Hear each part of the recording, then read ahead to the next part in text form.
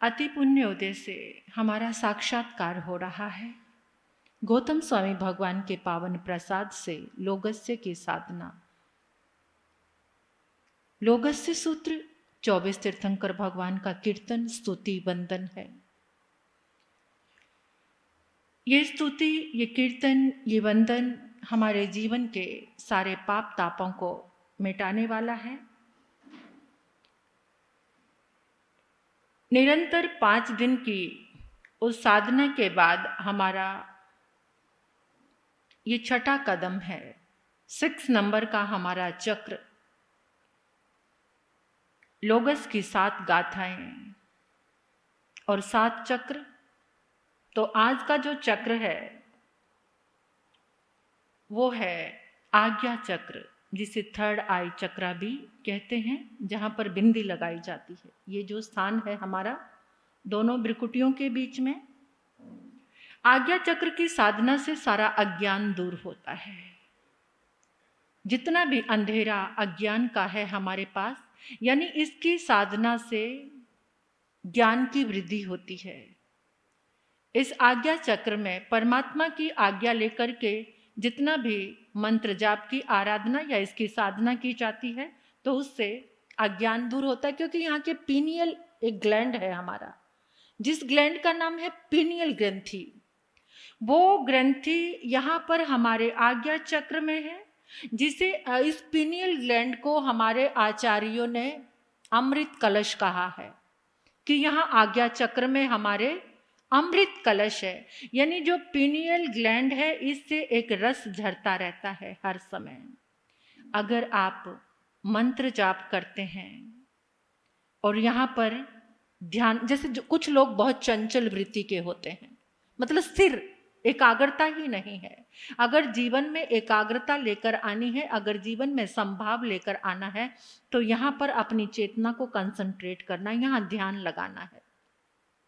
जब भी समय मिले 5 मिनट बैठो, 7 मिनट बैठो और पूरी संपूर्ण चेतना को, कुछ भी नहीं करना, बिल्कुल शून्य होकर, जिनको कुछ भी नहीं आता, अगर मंत्र जाप की रटन करनी है तो वो अभी आपके सामने आएगा। तो यहाँ पर हमारी अध्यात्म की उड़ान शुरू होती है। अध्यात्म में हम प्रवेश करते हैं और जब ये पीनियल ग्लैंड हमारा जागरूक हो जाता है, इससे जब रस झरता है, तो जो हमें बार बार नींद आती है ना, नींद एक मृत्यु है। पता है आपको नींद क्या है? मृत्यु है। क्योंकि जब हम नींद में होते हैं तो हमारा श्वास क्या चलता है? तेजी से चलता है। जितने श्वास खत्म होते हैं उतना ही आयुष्य कम होता जाता है। जो लोग अधिक सोते हैं, ऐसा महापुरुष कहते हैं कि जो लोग अधिक सोते हैं वो कम जीते हैं। जो जागरूक रहते हैं ना, जागते रहते हैं, जिनकी नींद कम है वो अधिक जीते हैं। तो इससे नींद कम हो जाएगी। और कुछ का तो, क्योंकि यहाँ पर अमृत है, कुछ महापुरुषों का तो इतना अधिक ये पिनियल ग्लैंड जागरूक हो जाता है कि उनको नींद नहीं आती, नींद ही नहीं आती। लेकिन ऐसा नहीं होता कि उनको कोई थकान होती है। नींद ना आने से कोई थकान होती है ऐसा नहीं होता, बिल्कुल एक्टिव रहते हैं, चुस्ती, मुस्कान चेहरे पर नींद नहीं है। क्योंकि जो तीर्थंकर परमात्मा है उनके पास तो नींद बिल्कुल है ही नहीं। ये यहाँ पर हमारी दर्शन विशुद्ध होता है। तो इससे अगर हम यहाँ पर शुभ भावना से कोई भी मंत्र जाप या ध्यान करते हैं तो एकाग्रता बढ़ती है। और ये एकाग्रता हमें अध्यात्म की ओर, परम शांति की ओर, क्योंकि जो जितना शांत होगा, जितना एकाग्र होगा, वो उतना ही शांति में रहेगा। तो जो लोगस्य सूत्र है इसकी हम थोड़ी सी बात कर लेते हैं कि जो लोगस की आराधना, जिस समय हम लोगस पढ़ते हैं, कुछ लोग क्वेश्चन कर देते हैं कि हमें इतना समय हो गया लोगस पढ़ते हुए, लेकिन हमारे साहब अभी कोई रिजल्ट हमारे पास नहीं आया है।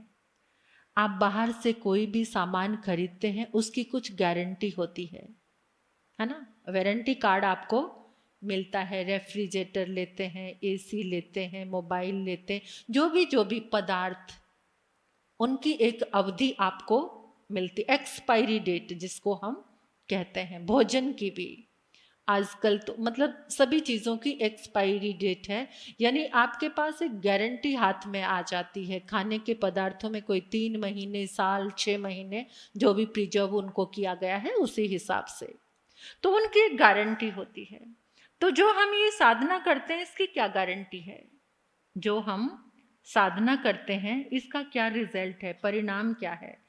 तो परमात्मा महापुरुष कहते हैं कि ज्ञानी पुरुष कहते हैं कि तुम्हारा सब कितनी बार हम लोग इसका जाप करें, कितने दिन तक करें और कब इसका फल हमें मिलने लग जाएगा। ये परेशानी है, प्रॉब्लम है हमारी। लोग सब अपनी अपनी परेशानियां लेकर आते हैं, प्रॉब्लम्स, और ज़्यादातर तो लोग धर्म आज प्रॉब्लम्स के कारण करते हैं। आत्मा के लिए, अध्यात्म के लिए, परम शांति के लिए या अपनी मोक्ष की यात्रा प्रारंभ करने के लिए तो बहुत कम लोग धर्म आराधना करते हैं। ज़्यादा तो चारों तरफ से परेशानियों ने घेरा हुआ है कि उस परेशानियां खत्म हो जाएं और ये इसका रिजल्ट हमें अच्छा मिले। तो परमात्मा महापुरुष कहते हैं कि इतने क्वेश्चंस में आपको उलझने की जरूरत नहीं, कब आएगा रिजल्ट, कब होगा, कितना पढ़ें, कब तक पढ़ें, कब तक जाप करें। ये इस क्वेश्चंस में आपको इन प्रश्नों में उलझने की जरूरत नहीं है, क्योंकि जो बाहर के पदार्थ हैं वो अवधि में बिगड़ जाते हैं। जब उनकी अवधि पूरी हो जाती है तो वो खराब हो जाते हैं। लेकिन ये जो हमारा लोगस्य सूत्र है ये भी गारंटीड है, लेकिन इसकी कोई अवधि नहीं है। जैसे जैसे हम इसकी आराधना करते जाते हैं इसकी अवधि और बढ़ती चली जाती है। शाश्वत अवधि है जो कभी भी, जिसकी कोई एक्सपायरी डेट ही नहीं है, और इसका रिजल्ट आपको डे बाय डे बढ़ता ही चला जाता है। इसका प्रकाश वो आपके पास बढ़ता ही, ये साधना करते करते जैसे जैसे समय निकलता जाता है वैसे वैसे इसके परिणाम और अधिक होते चले जाते हैं। तो प्रथम जो महापुरुषों ने लोगस के परिणाम की ओर चलते हैं, इस सूत्र के निर्माता हमारे गौतम स्वामी भगवान हैं, और परम ज्ञानी गौतम स्वामी भगवान जो अंतर्यामी हैं, उन्होंने यहाँ पर जो आज की आराधना हम करने जा रहे हैं तो उन्होंने 3 चीजें दी हैं। पहला है कीर्तन, दूसरा है वंदन, कित्तिये वंदिये महिया, कित्तिये वंदिये महिया। लोगस के पाठ में आता ना ये कीर्तन, वंदन और पूजन से हमें क्या फल मिलेगा। तो उन्होंने कहा कि अगर तुम शांति की क्रियाएं करोगे, जो तुम्हारी प्रक्रिया पुरुषार्थ है, अगर वो शांति का होगा तो तुम्हारे सामने शांति के ही रिजल्ट आएंगे, तुम्हारा चित्त परिणाम शांति में मिलेगा। अगर तुम अशांति की प्रक्रियाएं कर रहे हैं, पदार्थों को लेकर ही कर रहे हैं, तो पदार्थों की जैसी लेशा है वैसा ही परिणाम आपके सामने मिलेगा। कीर्तन का परिणाम है आरोग्य। जो हम कीर्तन करते हैं ना भगवान का, कीर्तन क्या है? जो हम कीर्तन करते हैं, कीर्तन का परिणाम है हमें आरोग्य मिलता है। और वंदन का परिणाम है संबोधि। 5 बार आप मस्तक झुकाते हैं, वंदन करते हैं भावों से, संबोधि यानी आपके अंदर एक सद्बुद्धि का जागरण, संबोधि, आपके भीतर एक ज्ञान प्रकट होता है वंदन करते करते। और पूजन का परिणाम समाधि है। अब पूजन कौन सा है? पूजन कौन सा है? पूजन में क्या करते हैं हम? कुछ सामग्री चढ़ाते हैं। यहां पर पूजन में वो सामग्री है हमारा सिर। भगवान को क्या अर्पण करना है? सिर। कहते हैं ना कि चरणों में सिर रख दिया, अब उठाने का दिल नहीं है। अगर ये बात प्रेम की किसी को समझ आ जाए तो ये तो प्रेम की बात है उदो, ये तो प्रेम की बात है उदो, बंदगी तेरे बस की नहीं है, यहाँ सिर दे के होते हैं सौदे, यहाँ सिर दे के होते हैं सौदे, आशिकी इतनी सस्ती नहीं है, ये तो प्रेम की बात है उदो, बंदगी तेरे बस की नहीं है, ये तो प्रेम की बात है उदो। यहाँ सिर दे के होते हैं सौदे, जब तक सिर को अर्पण नहीं करोगे तब तक, जब सिर अर्पण कर दिया ये पूजन है, यहां से मिलती है समाधि, समाधि, फिर कुछ भी पाने की जरूरत, बस एक ही रिश्ता जुड़ जाता है, तेरा और मेरा। तो आओ आज हम चलेंगे, कल हम स्वरालय में थे, ये क्या थे, यहाँ पर हमारे विशुद्धि केंद्र में हमारे स्वर थे, और आज स्वर से चलेंगे हम जिनालय। जिनालय ये परमात्मा का जिनालय है, इसमें आज हम प्रवेश करेंगे। प्रणाम हमने 3 तरह से करना है। वो प्रणाम क्या है? कीर्तन है, वंदन है, पूजन है। कीर्तन में भक्ति है, वंदन में अभिव्यक्ति है। जब हम कीर्तन करते हैं तो वो भक्ति का रूप होता है। कहते ना, मैं कीर्तन में गया था, आज मन क्या हो गया, भगवान की कि प्रेम से भर गया। जब हम वहां पर लयबद्ध कीर्तन करते हैं तो क्या होता है, भक्ति में हम खो जाते हैं। कीर्तन में भक्ति है, वंदन में अभिव्यक्ति है, और पूजन में शक्ति है। पूजन में शक्ति है। कीर्तन में नर्तन है, वंदन में वर्तन है, और पूजन में अर्चन है। और कीर्तन में पुकार है, हम परमात्मा को पुकारते हैं। जब हम कुछ भजन स्तवन गाते हैं, मंत्र जाप करते हैं, पुकारते हैं किस लिए? ये हमारा काम ठीक हो जाए, इसलिए नहीं। प्रभु मेरे मन मंदिर में आकर विराजो, मैं ना रहूं, तू ना रहे, एक दूसरे में ऐसे खो जाएं। कैसे? जैसे पानी में नमक की डली घुल जाती है, अपना अस्तित्व मिटा देती है, हमारा ऐसा परमात्मा से मिलन हो जाए। तो यहाँ पर हमें फिर जिस समय हम पुकार करते हैं, परमात्मा को पुकारते हैं, प्रणाम करते हैं, प्रणाम और पुकार जब एक हो जाते हैं तो परमात्मा का साक्षात्कार हो जाता है, उनसे हमारा मिलन हो जाता है। तो ये बार बार की पुकार, कैसी पुकार? सिर्फ एक ही नाम याद रहे। बच्चा मेले में गया, माँ और बेटा दोनों मेले में गए और वो दोनों बिछुड़ गए। अब बिछुड़कर बच्चा रो रहा है, कोई महानुभाव आया, बच्चे को उसने पकड़ा और उसको पूछने लगा को क्या चाहिए? कहने लगा माँ। कहते कैसी है तुम्हारी माँ? कहता माँ। तुम्हारी माँ का नाम क्या है? बोला माँ। तुम्हारी माँ लंबी है, काली है, गोरी है, ठिगनी है, कैसी है? अरे बताओ तो सही। फिर वो रोते रोते और जोर से कह रहा माँ।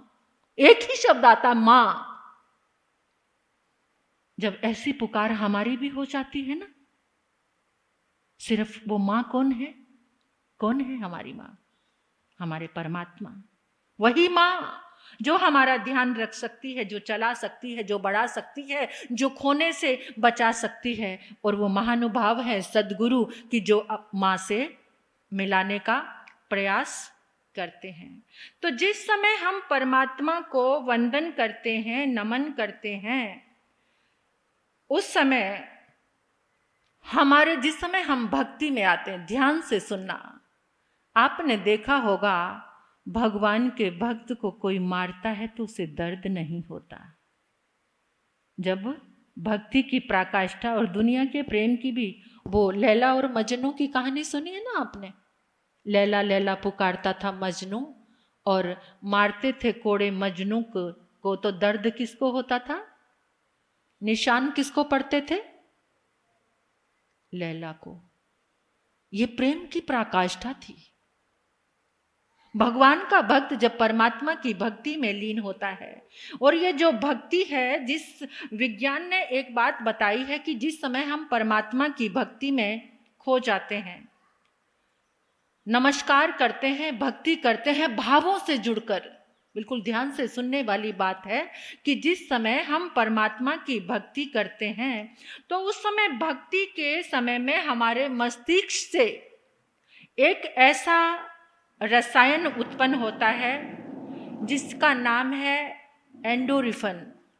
उस रसायन का हमारे मस्तिष्क में, ये विज्ञान ने कहा है कि भक्ति में भक्त की स्थिति इतनी अजीब सी क्यों हो जाती है। उसे किसी की बात सुनाई नहीं देती, उसे किसी का व्यवहार कुछ काउंट नहीं होता, कुछ अच्छा बुरा उसे पता ही नहीं चलता है। बस एक ही उस बच्चे की तरह जिसकी माँ बिछुड़ जाए, उसे चॉकलेट और टॉफी दो तो उसमें भी उसका मन उसको भी उठाकर वो फेंक देता है। क्या कहता है? माँ, माँ चाहिए। तो ऐसी स्थिति में जब हम भगवान की भक्ति करते हैं तो हमारे मस्तिष्क में, ये हमारे दिमाग में एक रसायन पैदा होता है जिसका नाम है एंडोरिफिन। एंडोरिफिन नाम का वो जो रसायन उत्पन्न होता है ना, ये जब अधिक भक्ति में होते हैं तभी पैदा होता है। ऐसे नहीं मन तो कहीं घूम रहा है, हाथ में माला है, कुछ सोच चल रही है, शब्द केवल बोल रहे हैं, इससे कुछ नहीं होगा। जिस समय हम पूर्णतः बस वो नजर आए, एक पॉइंट पर जाके सिर्फ परमात्मा और भक्ति में आंखें भीग जाएं, तो उस समय हमारे मस्तिष्क में जो रसायन उत्पन्न होता है एंडोरिफिन, वो हमारे पूरे मस्तिष्क में फैल जाता है। लेकिन ये उत्पन्न होता कम मात्रा में, ज्यादा मात्रा में उत्पन्न नहीं होता। लेकिन जब वो पूरे मस्तिष्क में फैल जाता है तो इससे हमारी सक्रियता इतनी बढ़ जाती है कि उसका परिणाम ये होता है कि मर्फिया जैसे इंजेक्शन, मर्फिया इंजेक्शन सुना है आपने? मर्फिया नाम का कोई इंजेक्शन होता होगा जो पेन किलर है। तो वो जो रसायन है वो हमारे लिए पेन किलर का काम करता है, भक्ति का। अगर हमारे शरीर में कोई दर्द हो रहा है तो वो दर्द हमें महसूस नहीं होता। वो जो रसायन है वो पेन किलर है। पेन चल रहा है, दर्द चल रहा है, लेकिन फिर भी दर्द हो नहीं रहा। जैसे ये स्थिति मीरा की थी। किसकी स्थिति थी? ये मीरा की स्थिति थी। वो जो रसायन प्रकट हो जाता, ये स्थिति थी विदुर की पत्नी की, ये स्थिति थी चंदन बाला की। ये जो रसायन भक्ति का जब एक पुकार चल रही थी कि प्रभु आओ आओ, लौट क्यों चले, और लौट गए, प्रभु आए, तो फिर वो रोने लगी, और उस रोने में उसके आंसू और परमात्मा उनके बीच में कोई भी नहीं था। मीरा को जब जहर दिया, चंदना बेड़ियों में जकड़ी हुई थी, लेकिन फिर भी वो बेड़ियां उसको दर्द नहीं दे रही थी। उस समय जो रसायन उत्पन्न हो रहा था वो रसायन क्या था? वो पेन किलर था। यानी मीरा के सामने जब जहर का प्याला आया तो वो भी क्या बन गया? अमृत। आचार्य मानतुंग के ताले टूट गए। यहाँ तो कोई हमें कच्चे धागे से भी बांध कर बिठा दे, किसके पास शक्ति है कच्चे धागे को तोड़ने की? कच्चा धागा टूट जाएगा हमसे। कच्चे धागा लपेट दिया हमारे चारों तरफ और हम बैठे हैं।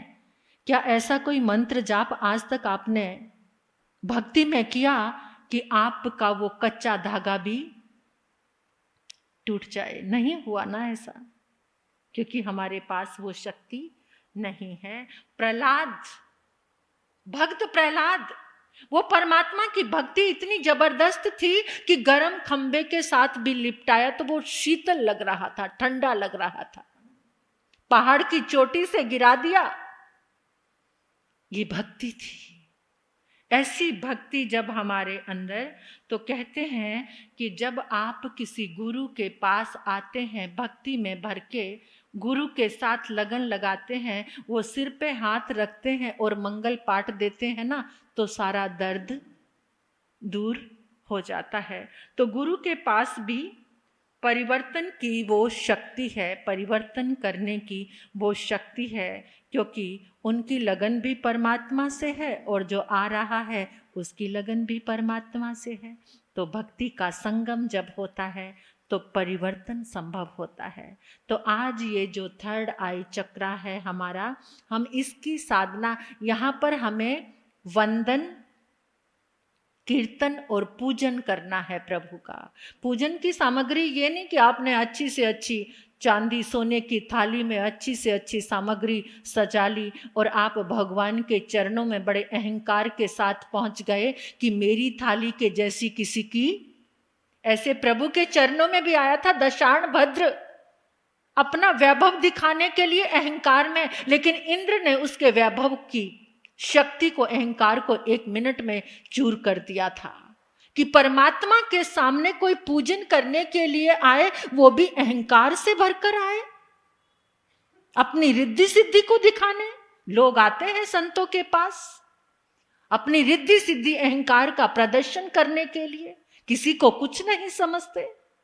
वहां पर कभी भक्ति का रस उत्पन्न नहीं हो सकता। वहां पर कीर्तन, वंदन और पूजन से वो दूर रहते हैं। जिनके हृदय में कीर्तन, पूजन और वंदन होता है, वो फिर उनका ये तीसरा नेत्र खुल जाता है।